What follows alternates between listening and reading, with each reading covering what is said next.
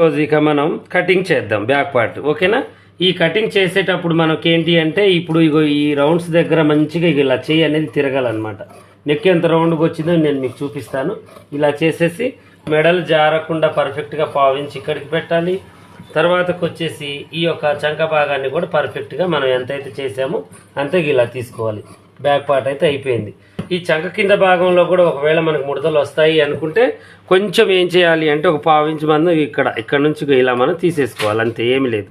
ఇలా తీసేసుకొని ఇలా మధ్యకి సెంటర్కి ఒక కాటు, ఖర్చుల దగ్గర ఒక కాటు, మనకి ఇక్కడ 2 ఇంచెస్ దగ్గర ఒక కాటు పెట్టేసుకుంటే మనకి బ్యాక్ పార్ట్ పర్ఫెక్ట్గా వచ్చేసింది. ఇక చూడండి, తీసి చూపిస్తాను ఎంత రౌండ్గా వచ్చిందో. చాలా రౌండ్గా చాలా చక్కగా వచ్చేసింది అనమాట. ఇలా మనం కటింగ్ అనేది చేయాలి. ఓకేనా?